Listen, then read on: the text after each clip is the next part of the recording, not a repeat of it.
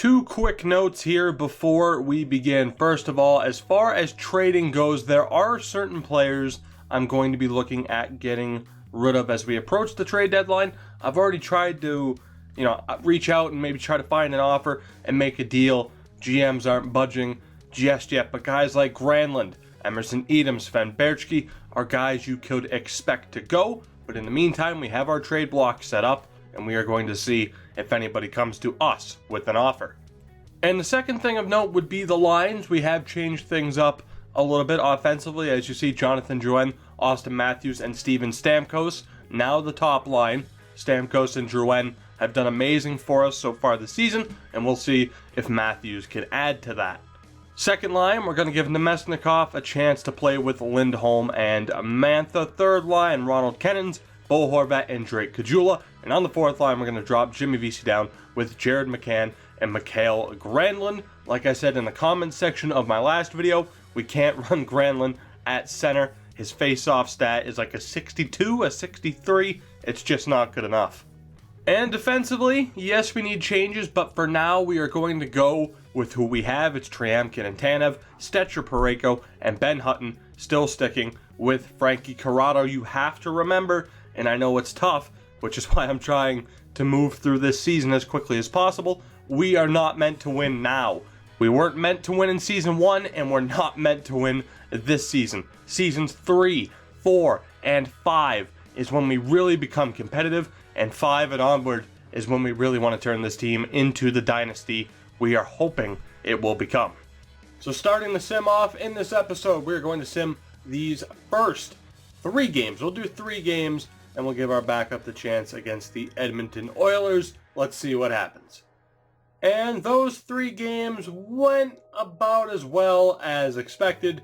3 losses out of 3 games. It would be nice to have that first round pick right about now this season, but of course I would much rather have Steven Stamkos. He is an absolute guarantee for us moving forward. Michael Leighton against the Edmonton Oilers. It is another loss, but thankfully we are going to be simming essentially the entire month of February moving forward, and this misery will not be lasting for too much longer. It's not good for the players. It's not good for me after some of the things that have happened in recent GM modes, waiting just desperately for this season to come to an end. So let's sim now to this game against the Ottawa Senators at the end of the month. It's been nice knowing in February. Let's finish it up right here. So surprisingly, we've been able to string some wins together. The month of February has been relatively kind to us, which is just absolutely shocking. We have 20 games to go in the season. We are still, of course, in last in our division, but it's been an interesting couple of weeks. We've had an injury to Jonathan Drouin. He is back now, so we will quickly switch up the line. I'm only going to put Matthews as the top line center. Everything else can stay the same. Manny Malhotra actually gets put into the lineup by default. We will get Granlund back in here. He was probably scratched for 1 game, and that's why he has dropped. But other than that, I'm just going to leave it the way it is. Who cares at this point? Michael Leighton will get the next start, and for the hell of it, we will take care of the Granlund morale situation. And we haven't gotten a single trade offer, unfortunately. So I think I'm going to have to take a look and see if I can find any potential deals. There are certain players, I think maybe it might be best to try and get the most out of their potential and ship them away now. Michael Leighton gets us a 2-1 win over the Ottawa Senators. 26 wins now on the season. And for some reason, I really don't feel like we're too far behind the rest of the competition. Eddie Lack with a .910 save percentage. Not ideal, but not too bad. And again, if he was our full-time backup, as he is going to be in the future, I am more than happy with that number. So let's take a look at this. Wow, we are 3 points out of 3 points behind Arizona. Not out of a playoff spot. We are certainly out of a playoff spot, but we are not that far behind in terms of some of our competition we are not even in last. Wow. The Tampa Bay Lightning are the worst team in the league. Who saw that coming? Now, I talked about guys who I didn't think would reach their full potential, who I didn't think would fit into this team long term. And it was a difficult trade to make, but in the end, I'm happy with it. We send Marcus Granlund and two of the prospects we just drafted who only have AHL potential, Antropov and Drow Day, to Montreal for their first round pick this year, Brian Flynn, and we reacquire Christopher Higgins, both of whom have expiring contracts. That gives us another first round pick heading in to this season. So we don't have a second, but we have Montreal and Florida's first round pick. And again, I will show you why I decided on this trade. Granlund is high top six potential. He does have relatively good trade value. That hasn't left since we made the trade. He's 23 years old. You see his stats. They're not bad. You do notice the face-off rating. He is definitely not a center. He's got good skating, good puck skills, good shooting. Only 19 points on the season thus far. Can you really criticize him for that when our team is this bad? Maybe not. But I don't see him fitting in the future, and I will show you why. As far as centers go, Stamkos, Matthews, McCann, Horvat, and Castles. 5 guaranteed NHL players. And of course, we also have these two prospects here that are both very, very promising. Left wings, Kajula, Drouin, and Vesey are guaranteed to be on this team for years to come. It's just a matter of who else is going to be there. Right now we have Nemesnikov, but Slapishev is right there. Solarik, Yaskin, Gaunce, Kennins, Edom, Berchke. If we keep them, they're all there. And at right wing, Virtanen, Mantha, and Lindholm are guarantees for the future. So that is why we have traded Marcus Granlund to the Montreal Canadiens. This next trade is in the same mindset as the Granlund trade. We have two guys who have yet to progress now. In fairness, they have been on the fourth line all season in the AHL, but they have yet to progress and haven't really shown that they're going to turn into anything. And we have players who are higher than them with more potential on the pecking order. We get a 2nd, 6th, and 5th round pick next year from the New York Rangers for Emerson Edom and Sven Berchke. Now we are done with trading. Aside from this move, we give up 3 7ths and a 6th along with Craig Cunningham for Jay Harrison. This is simply to make sure that we don't have too many draft picks, because having too many draft picks can cause the game to freeze when you go to do the draft. But looking ahead now at the picks we of course have the 2 firsts and 2 thirds. And aside from that, we have a handful of 4ths and 5ths to wrap up the year. 2 seconds as well next year. No first round pick thus far. That will probably change, and we will probably look to acquire a first next year as well. So here is the team moving forward, and admittingly I was tempted to make a few more trades, but I think I'm going to stay put here, and any more work we have to do with this roster will take place in the offseason. Top line, Drouin, Matthews, and Stamkos. We will keep them together. Mantha is with Kajula and Elias Lindholm. Nemesnikov, Horvat, and Slapishev has been called up after the trade of Granlund. 4th line of Vesey, McCann, and Ronald Kennins. Defensively, we absolutely need upgrades, and trust me, I want to. I really want to make those trades now, or those signings now, but I can't. We know Tryamkin, Tanev, Parayko, and Stetcher are a part of the future. We know that we have Chychrun. We know that we're going to get at least one good defensive signing in the next coming offseason. It's virtually impossible for us not to. So we're good to go. If I had to trade one defender, it would probably be Ben Hutton, who still has a little bit of potential and a little bit of value. But for now, we're going to hold on to him. We are going to stay put. At best, we replace him with somebody we already have in the AHL right now, but that won't make our defense better. and at best we add somebody who is a project who we hope will eventually get to his point. So I need to stand pat in terms of not getting anybody defensively, and of course the goaltending remains the same. Eddie Lack with Michael Layton, at least until Jeff Zatkoff comes back. Down in the AHL, it's a little bit different, quite different actually, at the moment. Cornell Castles and Jake Virtanen. Virtanen was very close. He was in the running, along with Gauntz and Yaskin, for getting the call-up. We gave it to Salpishev instead. Second line, we have Puljujärvi, Sarela, and Luke, or Locke, however the hell you pronounce it, as our second line. Solaric, Gauntz, and Yaskin, the third line. And then the new fourth line. All three of these guys have just been signed, rather than having Higgins and the other players we just acquired play. The veterans, we are going to go with Elvenis, Carlson, and Patrick Laine as our fourth line. Defensively, it is the same. And like I said, at best, if we trade Ben Hutton, it's Andre Schuster getting his spot. But the top pairing is Victor Svedberg with Renat Valiev, Peters and Schuster, Slavin with TJ Brennan, and of course Thatcher Demko is there, still an 80 overall, having a pretty damn good season, and Ty Edmonds up to a 79 as well. So things are looking good for the goaltenders down in Utica. So moving forward, beyond the deadline and into the month of March, we have a lot of simming here to do.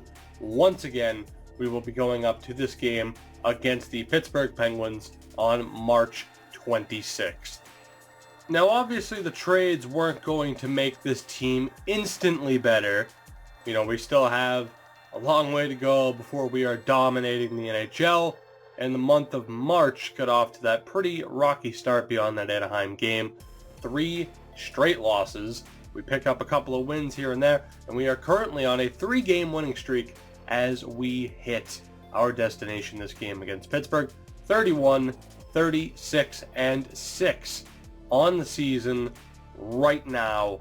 Again, it would be great to have our draft pick, but I'm happy with where the team is at, and I'm so excited now for Season 3 to see what happens. But moving on, Jeff Zatkoff against his former team, the Pittsburgh Penguins. He gets a win, but Troy Stecher will be injured for a few days, and unfortunately, I'm going to have to deal with editing the lineup.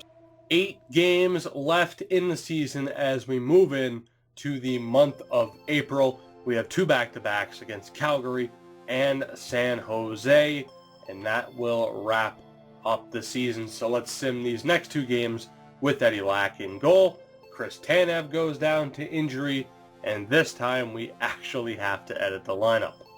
So quickly before getting back into the sim, a couple of notes. Jonathan Drouin up to an 85 overall. I won't show points yet, but needless to say, there have been a couple of surprises.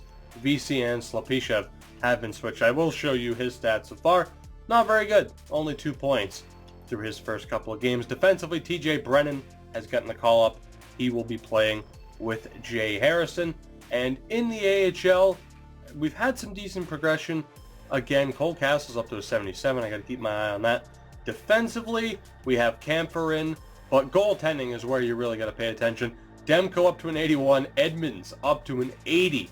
What a signing Ty Edmonds could turn out to be. He's played 3 games, but he continues to grow in overall.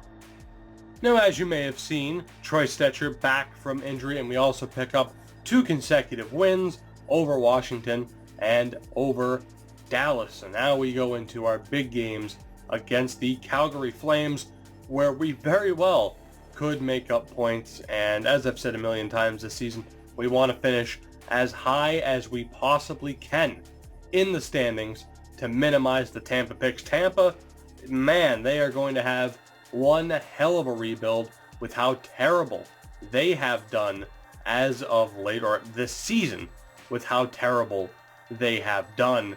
Combined now with our first round pick for the next 2 seasons, they are going to be a deadly team with some of the players they are able to draft. It is going to be scary, and it is something I can hopefully remember to keep my eye on as we move forward. But let's sim this game against the Calgary Flames. Jeff Zatkoff in goal, and we lose 4-1, and Chris Tanev is back. The lineups are set. Lack is back in, and we are going to sim these next 3 games. Let's do this. You know what? We'll do it live anyway for the hell of it, and we have officially missed out on the playoffs. We lose both games to Calgary, get the win over Minnesota, and lose to the LA Kings. 2 games left in this season. We are destined to finish in last in our division, but the future is so bright for this team, and I can't wait to show off some of the stats to you guys so you can see some of the players that have done well, some of the players that have underperformed, and then of course you can give me your feedback in the comments below on what exactly you think should be done as we head into the next season. Again, this season just as forgettable as the first season, but this is a full rebuild. Unlike in the Bruins GM mode, where I kind of said I was going to go rebuild but never really did. Don't get me wrong, this was absolutely a true full rebuild for this team, and it was absolutely necessary. But we've had so many moves, so many prospects already come back into this team to make this team better for the future. I'm excited to see what can happen. We finished the season with 2 wins over, I'm pretty sure that they were still the division leading San Jose Sharks. The season is over. We finished with a 37-39-6 record. We will take a look at the points really quick and then move on. San Jose just missed out on the division title. We finished dead even in points with the Anaheim Ducks. So that's not too bad, because you would expect the Ducks to be an absolutely ridiculous team. But we finish in 26th this season. Wow, man, a full 14 points over the Tampa Bay Lightning. I feel so sorry for the Sedins. Oh my god. Maybe the next offseason, if they don't retire, it should be Operation Save the Sedins, because we're in a better spot than Tampa at this point. And one other thing I did notice as well, Montreal ended up finishing in 8th place, so we are going to have a relatively low draft pick, but I'm not too upset with that. Montreal and Florida both finishing pretty high up in the standings. But as far as points go for us this season, Steven Stamkos 71, Jonathan Drouin, his line mate for the entire season, finishes with 63 points. That is incredible. 43 assists for him. Drake Caggiula and Austin Matthews dead even on points. Austin Matthews made up some space in the last half of the season. Horvat and Lindholm both at 36 apiece. Ignore the plus minus, because I certainly want to, although Stamkos and Drouin were pretty damn good. Mantha with 35. Vesey with 32. Parayko and Nemesnikov at 26. Chris Higgins, who got some game time in Montreal, clearly. Jared McCann, 23. Kennan's 22. And any other offensive surprises? Slepchev, only 2 points in 19 games. Very disappointing once he was called up. And of course, Manny Malhotra got 2 going away games. No points for him. Goaltending, a pretty good season for Eddie Lack. Let's be honest. Let's be honest here. For this team to finish with a .916 save percentage is pretty damn good. Jeff Zatkoff with a .932 as the backup in 11 games. He obviously would have had about 16 games, factor in the Leighton games. Even Michael Leighton didn't do that bad with a .924 save percentage. Taking a quick look at the AHL, Thatcher Demko, a .924 save percentage. Edmonds didn't do that great, but of course he has gotten the progression behind him. We'll go through this quickly because this episode is already running long. We didn't get amazing progression out of Svedberg. Good stuff from Valiev. Schuster stayed the same, so I'm disappointed from that aspect. Svedberg, Schuster, and Slavin, 3 guys I were really hoping that we would get good progression out of. Nothing doing there. Alex Peters had a pretty good rookie season. And then forwards, Virtanen leads the way. Castles leads the way. I'll give you a quick look. Jeff Pagoviari, only 12 points, so that is pretty disappointing. And Laine finishes with 1 point in 17 games, but he is still young, 18, at a 66 overall.